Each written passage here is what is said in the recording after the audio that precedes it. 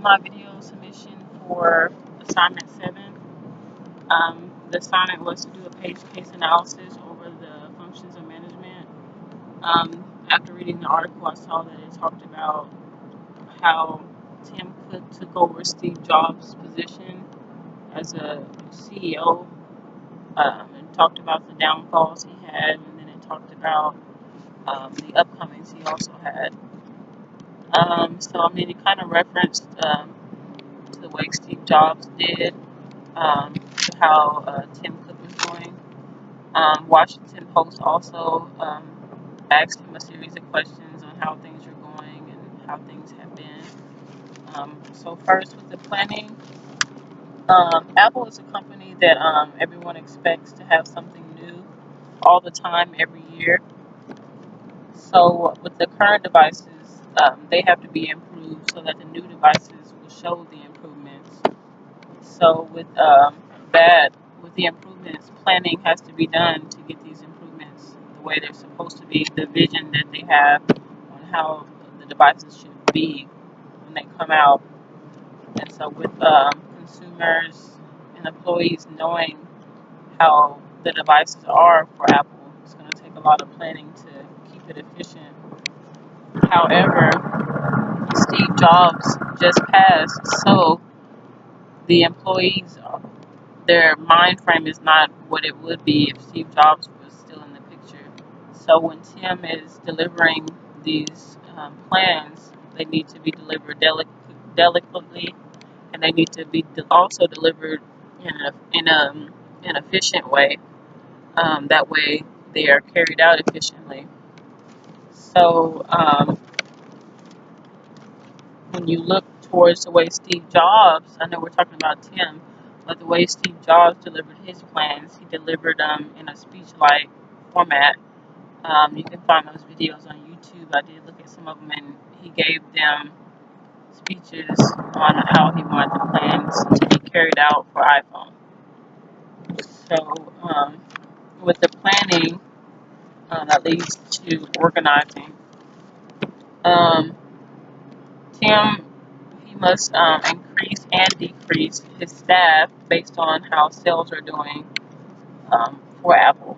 And so, in order for him to do this, he has to look to the middle managers and have the middle managers to look to the first line managers to make sure all this is carried out as far as the schedules, scheduling as many employees needed to carry out the daily tasks, and not scheduling those that aren't needed when business is slow. So from reading the passage, I did see that Tim Cook was asked what has changed, and he spoke. He said, with all the work being done, we've increased the employment greater now than ever. So Tim Cook is actually doing that. He's actually having the right amount of employees with the amount of sales they're getting. So the article does reference that he's doing that. And so with the organizing, it leads into communicating. With communicating, I know that we're talking about Tim Cook as well, but I also reference back to Steve Jobs because that's the position that he's filling. And when he's communicating, like I said earlier, Steve Jobs communicated in a speech format. He would talk to all the employees and all the managers. And so when I researched the way he talked to his employees, he would spread this sense of, it was a sense of motivation, which we'll talk about, which motivation is next.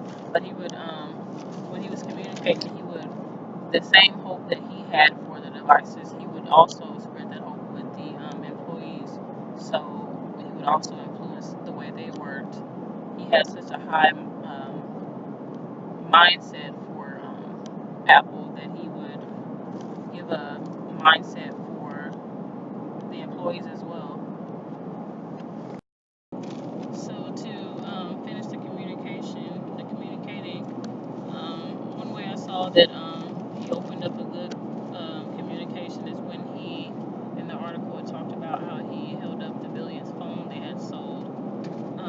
caught the attentions of employees.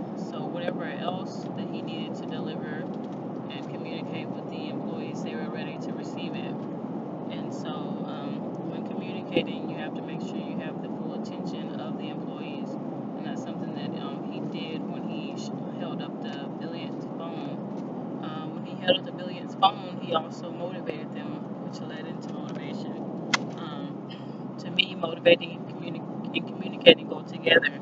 You have to motivate them to want to listen to what you're communicating to them.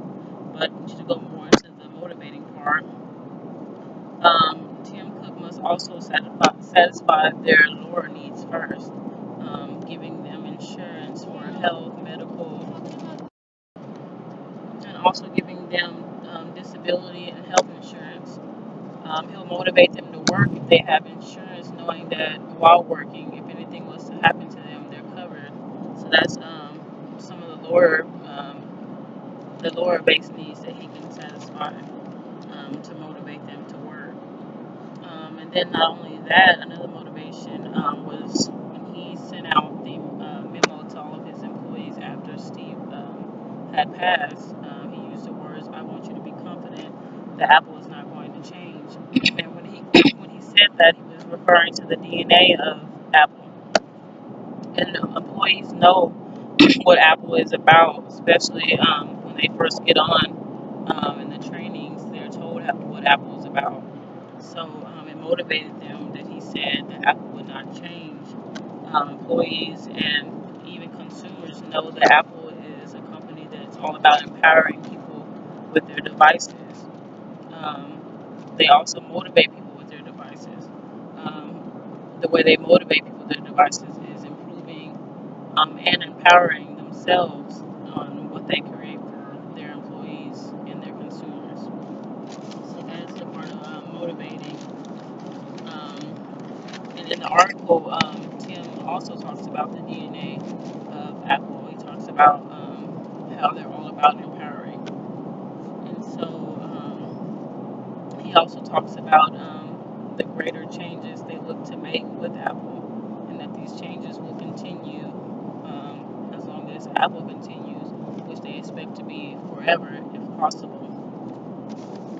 So after motivating, we have the leading, which through the communicating and the motivating, we talk about the leading. Leading takes motivation and it takes inspiring, which refers back to what we talked about earlier when he held up the billionth phone. He was leading in a motivational way when he held up the billionth phone, and they wanted to continue this to go on. And so another leading strategy is when he sent the direct messages to the employees. He was talking to them himself. They felt like it was straight from him when he sent the memo out, telling them to be confident that Apple was not going to change. Tim Cook did this because of the passing of Steve Jobs. When all this was going on, employees were disappointed, sad about Steve Jobs passing, and so they kind of looked down towards the plans of Apple. And so this was the wrong thing to do since they wanted to continue the legacy that Steve Jobs had. So with things going on, they're going at a fast speed. He's just passed. They have to continue to create better things for Apple. So leadership at this time was needed to get them back to the focus of what Apple was all about and what Steve Jobs would have wanted to continue. So with the leading, he also has to staff correctly. So that leads us into the staffing category. Staffing and organizing go together. In the article, it talks about how their staff had increased more than ever since the revenue increased. So staffing has to be right there around where revenue is. So with the staffing, there needs to be authority. The more staffing, the more authority they're going to need.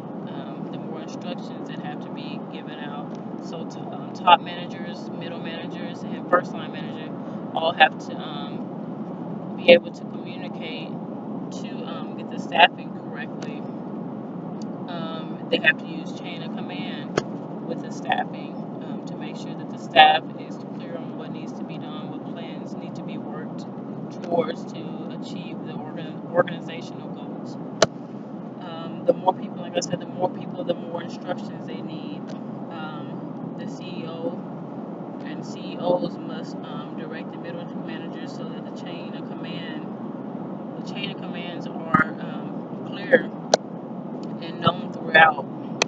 So that's pretty much it on the staffing. Staffing kind of goes with the planning that we talked about, with the needing to increase and decrease whenever revenues are high or when customer traffic is low. So staffing needs to be where it should be in order for things to go the way that they should. So if there's too much staffing for the customer traffic that's slow, then revenue is not going anywhere. They're paying more than they are for employees than they are for their customer traffic. So that's my